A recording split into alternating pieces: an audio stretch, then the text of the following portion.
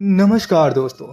एक बार फिर हम आपके सामने हाजिर हैं एक और बेहतरीन कहानी लेके। और उम्मीद करते हैं यह कहानी आपको बहुत पसंद आने वाली है। और कहानी एक ऐसे फौजी की है जो उसने अपनी एक अकेले चौकी पर बैठकर उस रात कुछ भयंकर सी घटनाओं का सामना किया। तो चलिए जानते हैं उस फौजी के साथ उस रात ऐसी कौन सी भयंकर घटनाएं घटती हैं। फिलहाल वीडियो को सुनने से पहले आप सबसे एक छोटी सी रिक्वेस्ट, प्लीज़ वीडियो को लाइक करें और चैनल को सब्सक्राइब कर लें ताकि आपके पास हमारे लेटेस्ट वीडियो तुरंत पहुंच सके। तो चलिए देर ना करते हुए कहानी की शुरुआत करते हैं। साल 2015, भारत चीन सीमा पर स्थित एक घना जंगल। सर्दी का मौसम था और बर्फीले हवाओं के साथ हर तरफ एक अजीब सा सन्नाटा पसरा हुआ था। सीमा की सुरक्षा के लिए एक सेना की यूनिट को तैनात किया गया था। यूनिट के सभी जवान अनुभवी थे, लेकिन उनमें से एक जवान हवलदार अर्जुन सिंह इस इलाके में पहली बार तैनात हुआ था। अर्जुन को अपनी ड्यूटी पर गर्व था, लेकिन उसने कभी सोचा न था कि वह उस रात की उसकी जिंदगी की सबसे खौफनाक और भयानक रात होगी। अर्जुन को जंगल के करीब एक बंकर में अकेले तैनात किया गया। बंकर छोटा था, जिसमें सिर्फ एक कुर्सी, एक बंदूक और एक रेडियो सेट होता है। रात 10 बजे का समय हो चुका था। चारों ओर घना अंधेरा और भयानक ठंड थी। अर्जुन ने अपने आप को गर्म रखने के लिए मोटा कोट पहना था, लेकिन उसकी लड़ाई ठंड से नहीं बल्कि उस अंधेरे से थी जो हर तरफ उसे घेरे हुए रखी थी। रात का समय, चारों तरफ सन्नाटा पसरा हुआ था, साथ ही जंगल के घने पेड़ों को हिलाकर रहस्यमय ध्वनि पैदा कर रहे थे। अर्जुन बंकर में बैठा अपनी राइफल साफ कर रहा था। उसके मन में एक अजीब सी बेचैनी का भाव था, लेकिन उसने इसे ड्यूटी का सामान्य तनाव मानकर नज़रअंदाज कर दिया। बंकर के भीतर सिर्फ रेडियो की हल्की स्टैटिक सी आवाज़ और उसकी धीमी सांसों की ध्वनि थी। अब रात के करीब 11 बजे थे। अर्जुन ने अचानक जंगल के भीतर से एक धीमी सी आवाज़ सुनी। यह आवाज़ बहुत अस्पष्ट थी, मानो दूर से किसी ने गहरी सांस ली हो। उसने सोचा कि यह हवा की झोंकों की वजह से हुआ होगा, लेकिन जैसे ही वह अपने काम में फिर से व्यस्त हुआ, वही आवाज़ दोबारा सुनाई दी। इस प्रकार वह आवाज़ कुछ ज़्यादा ही स्पष्ट थी। यह एक धीमी सी दर्द भरी सिसकी जैसी थी।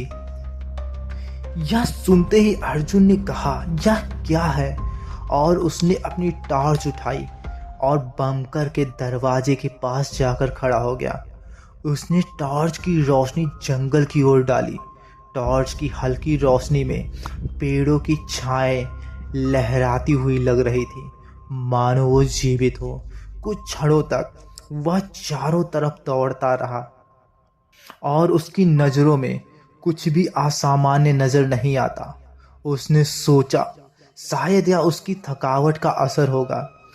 वह वापस बंकर के अंदर आकर बैठ जाता है, और जैसे ही वह बंकर में बैठता है, एक बार फिर वही आवाज़ गूंजी, और इस बार वह आवाज़ एकदम स्पष्ट होती है, और वह होती है एक औरत की रोने की आवाज़। अर्जुन के मन में यह सवाल गूंजा, यह आवाज़ कहाँ से आ रही है? उसने अपनी बंदूक कसकर पकड़ी और रेडियो पर अपने घनिष्ठ यानी वरिष्ठ अधिकारियों से संपर्क करने की कोशिश की। सर, अर्जुन रिपोर्टिंग, यहाँ जंगल से अजीब आवाज़ आ रही है। क्या किसी गश्ती दल ने जंगल में प्रवेश किया है? लेकिन रेडियो से सिर्फ स्टैटिक की आवाज़ आई। कोई जवाब नहीं मिला। अर्जुन ने दोबारा प्रयास किया, लेकिन हर बार उसे सिर्फ और सिर्फ खामोशी सुनाई दी। अब अर्जुन ने बंकर से बाहर निकलकर आवाज़ की दिशा में कदम बढ़ाए। उसके पैर बर्फ पर हल्की चरमराहट पैदा कर रहे थे। वह धीरे धीरे जंगल के पास पहुंचा और टॉर्च की रोशनी चारों तरफ घुमाई। अर्जुन अब और भी नज़दीक आ रही आवाज़ को सुनता है। वह आवाज़ किसी महिला की होती है जो मदद के लिए पुकार रही होती है। बचाओ, कोई है, मेरी मदद करो। ऐसी आवाज़ अर्जुन के कानों तक पहुंच रही थी। आवाज़ में एक अजीब सा दर्द था जो अर्जुन के रोंगटे खड़े कर रहा था। उसने अपने साहस को समेटते हुए आवाज़ लगाई, कौन है वहाँ? मैं भारतीय सेना से हूँ, बाहर आओ। लेकिन उधर से कोई भी जवाब नहीं आता है। जैसे ही उसने अपनी टॉर्च की रोशनी एक जगह फोकस की, टॉर्च की रोशनी झपकने लगी। अर्जुन ने टॉर्च को हिलाया लेकिन वह बार बार बंद हो रही थी। अर्जुन ने परेशान होकर कहा, यह अचानक खराब कैसे हो गई? अंधेरे में अब उसकी दहशत को और बढ़ा दिया था। उसने महसूस किया कि उसके आसपास ठंड अचानक और बढ़ गई है। यह सामान्य ठंडक नहीं थी, बल्कि ऐसा लग रहा था जैसे कोई अदृश्य ताकत उसके साथ बहुत कुछ कर रही हो। अब अर्जुन ने धीरे धीरे जंगल के भीतर कदम रखा। हर कदम पर उसे ऐसा महसूस हो रहा था जैसे कोई उसे देख रहा हो। आवाज़ अब और भी पास थी, लेकिन यह गूंजती हुई लग रही थी, मानो चारों तरफ से आ रही हो। अचानक उसने एक पेड़ के पीछे कुछ हरकत देखी। वह तुरंत सतर्क हो गया और अपनी बंदूक उस दिशा में तान दी। उसने कड़क आवाज में कहा, कौन है बाहर? सामने आओ। लेकिन हर बार की तरह पेड़ के पीछे से कुछ भी आवाज नहीं आता है और इस बार आवाज पूरी तरह से बंद हो गई। जंगल में ऐसा सन्नाटा छा गया जैसे वहां कोई जीवन ही ना हो। अर्जुन को लगा कि यह उसका वहम होगा। वह वापस बंकर की ओर मुड़ने लगा। तभी उसने अपने पीछे सूखी हुई पत्तियों की चरमराने की आवाज़ सुनाई देती है। यह आवाज़ बिल्कुल साफ थी, जैसे कोई ठीक उसके पीछे खड़ा हो। उसका दिल अब तेजी से धड़कने लगा। उसने हिम्मत जुटाकर पीछे मुड़कर देखा, लेकिन वहां हमेशा की तरह इस बार भी सिर्फ और सिर्फ अंधेरा ही दिखता है। चारों तरफ फैला हुआ एक घना अंधेरा। अब उसने मन ही मन बुदबुदाया, यह सब क्या हो रहा है? डर से डूबे पसीने में अर्जुन तेजी से भागकर बंकर की ओर पहुंचा। उसने दरवाजा बंद कर लिया और अपनी बंदूक को कसकर पकड़ा। बंकर के अंदर का माहौल अब और भी डरावना लगने लगा था। रेडियो पर उसने फिर से संपर्क करने की कोशिश की, लेकिन वहां से कुछ भी जवाब नहीं मिलता। तभी बंकर के बाहर हल्की हल्की खटखटाहट की आवाज सुनाई देती है। अर्जुन ने घबराते हुए सोचा, अब यह क्या है? खटखटाहट के साथ ही वह महिला की आवाज फिर से सुनाई दी, लेकिन इस बार बहुत ही पास से, मानो वह बंकर के पास ही खड़ी हो और कह रही थी, बचाओ मुझे, मुझे अंदर आने दो, बचाओ मुझे। यह सुनते ही अर्जुन ने बाहर झांकने की हिम्मत नहीं की। उसने अपनी बंदूक दरवाजे की ओर तान ली और इंतजार करता रहा। कुछ मिनट बाद आवाज धीरे धीरे गायब हो गई, मानो वह हवा में घुल गई हो। यह रात अर्जुन के लिए अब तक की सबसे लंबी और डरावनी रात बन चुकी थी। वह अब समझ चुका था कि यह इलाका केवल प्राकृतिक खतरों से नहीं भरा हुआ है, बल्कि यहाँ कुछ ऐसा था जिसे शब्दों में बयां करना मुश्किल था। अर्जुन बंकर के अंदर बैठा अपनी बंदूक के पास सतर्क हुआ था। बाहर की खामोशी अब तक के सन्नाटे से कहीं ज्यादा भारी लग रही थी। रात आधी हो चुकी थी और तापमान तेजी से गिरने लगा था। बंकर के भीतर का छोटा सा हीटर भी ठंड को बेअसर करने में नाकाम साबित हो रहा था। जंगल से आती रहस्यमयी आवाज अब शांत हो गई थी, लेकिन यह सन्नाटा अर्जुन को और भी असहज महसूस करा रहा था। उसके कान हर छोटी सी आवाज़ पर चौकस हो जाते थे। तभी उसने टार्च की हल्की रोशनी में जंगल के किनारे कुछ हल्की हलचल सी देखी। अब अर्जुन की नज़रें जंगल की ओर टिक गई। उसे पेड़ों के पीछे कुछ हल्की सी आकृतियां हिलती हुई नजर आई।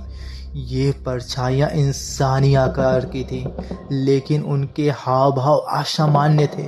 वे इतनी तेजी से हिल रही थी कि अर्जुन को शक हुआ कि उसकी आंखों धोखा तो नहीं खा रही हैं।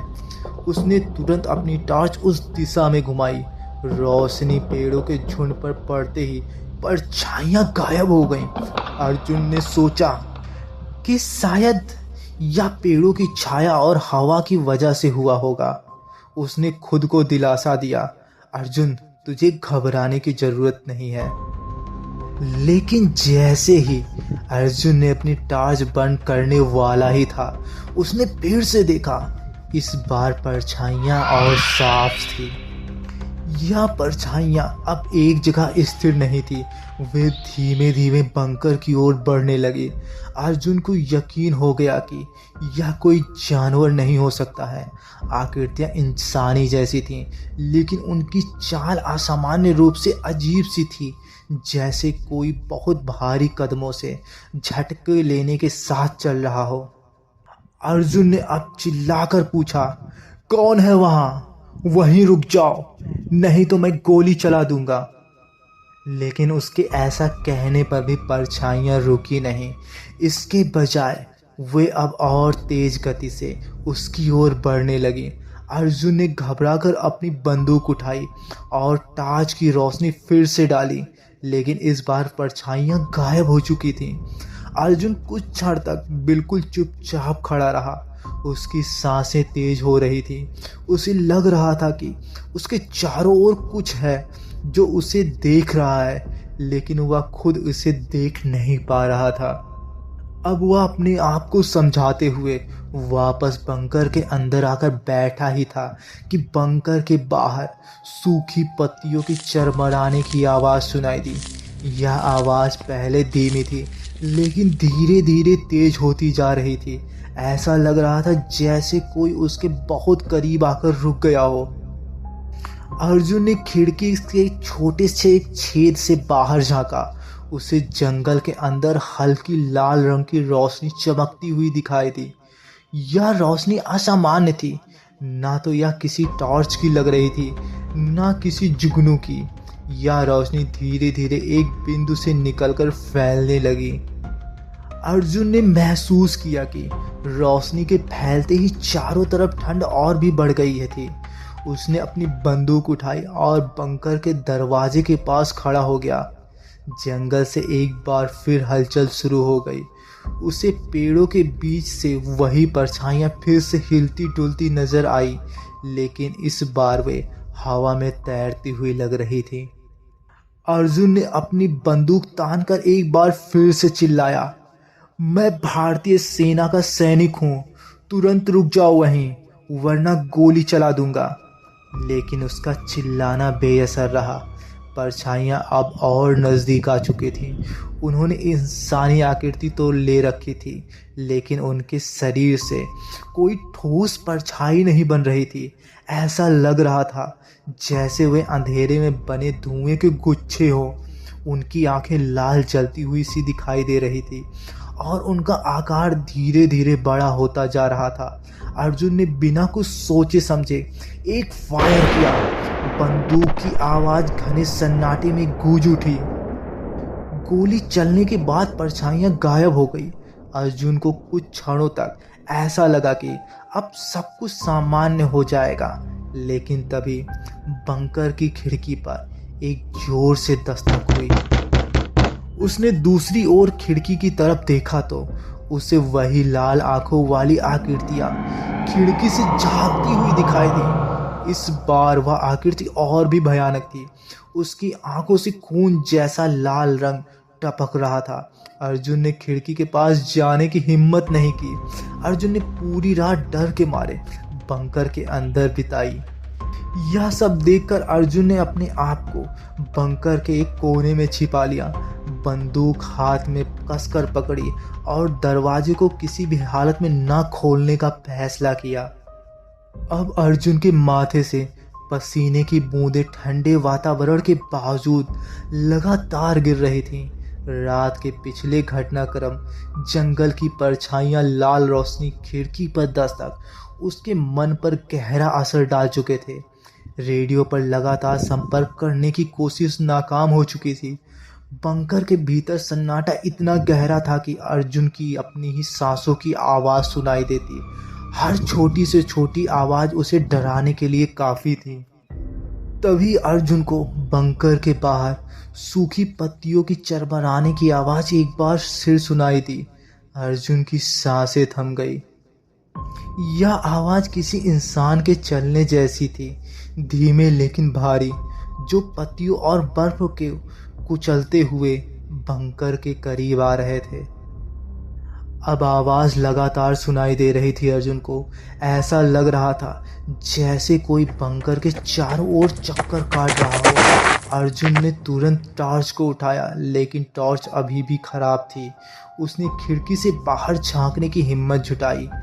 बाहर अंधेरा था, सिर्फ पेड़ों की परछाइयाँ और ठंडी हवा के झोंके दिख रहे थे। लेकिन कदमों की आवाज़ अब और तेज हो चुकी थी। यह बंकर के दरवाजे के बिल्कुल करीब आ रही थी। तभी अर्जुन को महसूस हुआ कि यह कदम कुछ सामान्य नहीं थे। उनका पैटर्न असामान्य था, जैसे एक बार भारी कदम पड़े, फिर कुछ सेकंड बाद उसका ठहराव हुआ और फिर दोबारा भारी कदमों की गूंज सुनाई दी। यह ऐसा था जैसे कोई व्यक्ति रुक रुक कर बंकर के चारों ओर घूम रहा हो। अर्जुन ने दरवाजे की ओर बंदूक तान दी। उसके हाथ कांप रहे थे, लेकिन उसने खुद को संयमित करने की कोशिश की। तभी अचानक कदमों की आवाज़ बंद हो गई। कुछ क्षणों तक सब कुछ शांत रहा। अर्जुन ने राहत की सांस लेने की कोशिश की, लेकिन तभी दरवाजे पर एक भारी दस्तक होती है। अर्जुन ने सहम कर पूछा, कौन है वहाँ? मैं चेतावनी दे रहा हूँ, अगर कोई हो तो अपनी पहचान बताओ। बाहर से कोई जवाब नहीं आता है। कुछ देर की खामोशी के बाद फिर से वही दस्तक सुनाई दी। इस बार दस्तक पहले से भी ज़्यादा भयंकर होती है। अर्जुन ने दरवाजे के पास कान लगाकर सुनने की कोशिश की। दस्तक अचानक बंद हो गई, लेकिन अब उसे सिर्फ और सिर्फ कदमों की आवाज़ सुनाई दी। यह आवाज़ इस बार और भी करीब थी, जैसे कोई बंकर के ठीक पीछे चल रहा हो।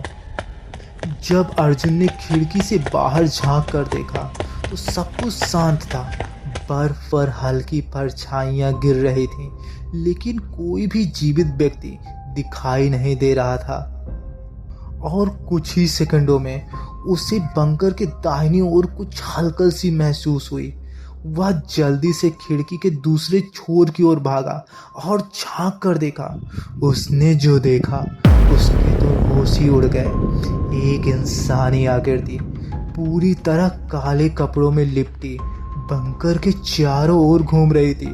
उसका सिर झुका हुआ था और वह धीमे धीमे चल रही थी, और उसके मुंह से एक अजीब सी मरमराहट की आवाज़ आ रही थी। अर्जुन उसको देख ही रहा था, तभी वह झटके से रुकी और फिर अचानक किसी दूसरी दिशा में मुड़ जाती है। अर्जुन ने हिम्मत जुटाकर खिड़की से चिल्लाया, रुको, कौन हो तुम? अगर तुम और करीब आए तो मैं गोली चला दूंगा। उस आकृति ने सिर उठाया। अब अर्जुन उसकी आंखें देख सकता था। वे आंखें सामान्य नहीं थी, उसमें गहरा लाल रंग था जो रात के अंधेरे में जलती हुई आग की तरह दिख रही थी। अर्जुन ने तुरंत खिड़की से हटकर दरवाजे के पास अपनी पोजीशन ले ली।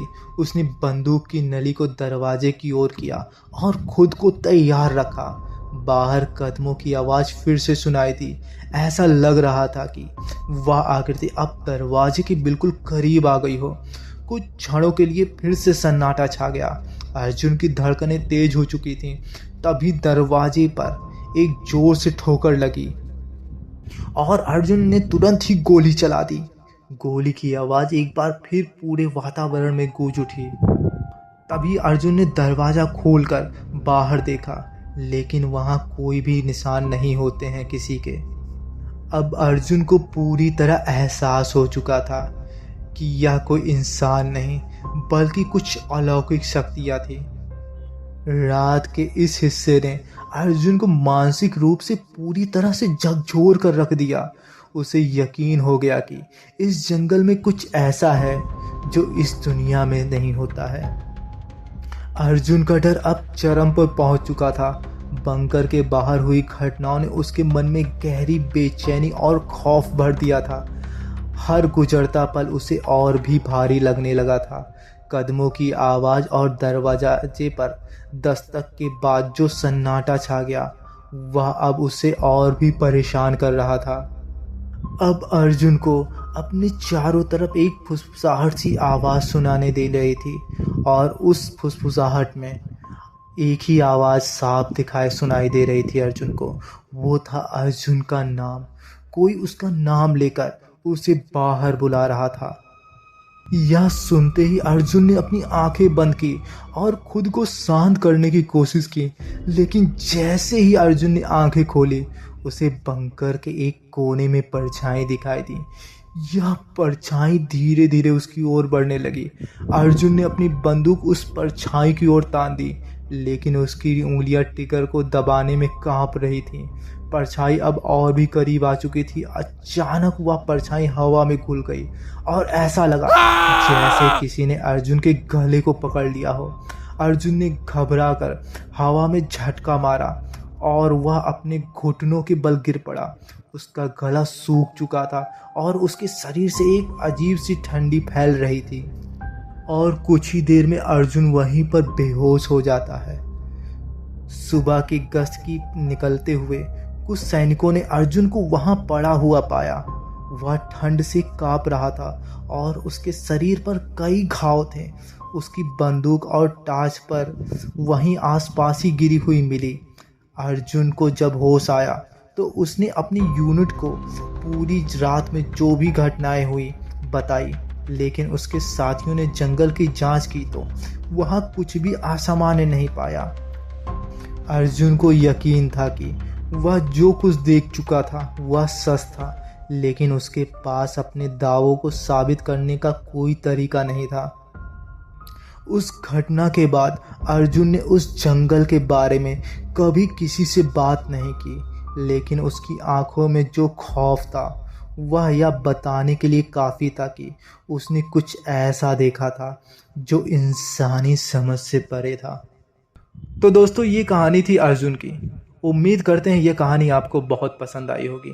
अगर कहानी पसंद आई होगी तो वीडियो को लाइक करिएगा। कमेंट में मुझे ज़रूर बताइएगा आप मेरे वीडियो को किस सिटी से देख रहे हैं। फिलहाल आप लोग जो वीडियो उसको पूरा देखें उसके लिए आप लोग का बहुत बहुत धन्यवाद। मिलते हैं किसी नई वीडियो में किसी नई कहानी के साथ।